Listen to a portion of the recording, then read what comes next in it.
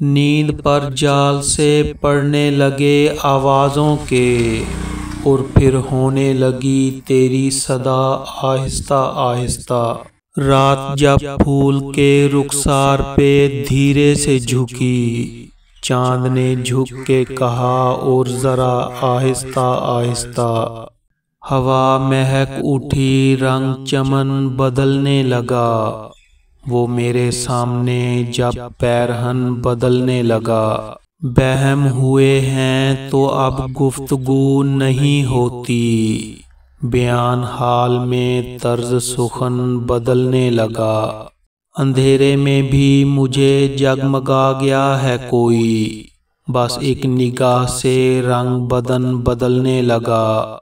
فراز کو پہ بجلی کچھ اس طرح چمکی، لباس وادی و دشت و دمن بدلنے لگا۔ جلا دیا شجر جہاں کے سبز بخت نہ تھا، کسی بھی رت میں ہرا ہو یہ وہ درخت نہ تھا۔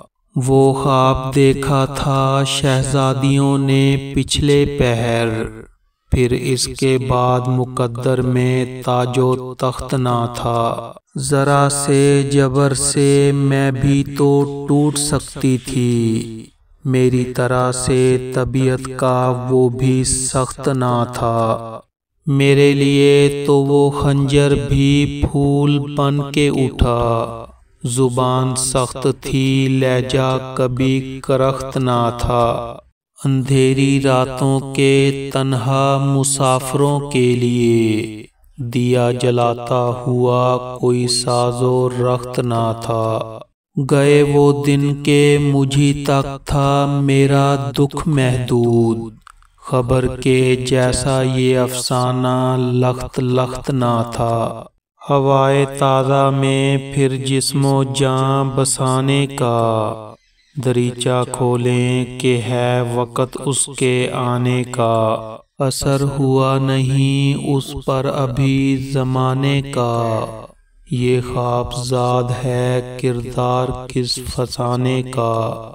کبھی کبھی وہ ہمیں بے سبب بھی ملتا ہے، اثر ہوا نہیں اس پر ابھی زمانے کا۔ کچھ اس طرح کا پر اسرار ہے تیرا لہجہ، کہ جیسے راز کشا ہو کسی خزانے کا۔ آواز کے ہمراہ سراپا بھی تو دیکھوں، اے جانے سخن میں تیرا چہرہ بھی تو دیکھوں۔ دستک تو کچھ ایسی ہے کہ دل چھونے لگی ہے، اس حبس میں بارش کا یہ جھونکا بھی تو دیکھوں۔ صحرا کی طرح رہتے ہوئے تھک گئی آنکھیں، دکھ کہتا ہے میں اب کوئی دریا بھی تو دیکھوں۔ یہ کیا کیا کہ وہ جب چاہے مجھے چھین لے مجھ سے، اپنے لیے وہ شخص تڑپتا بھی تو دیکھوں۔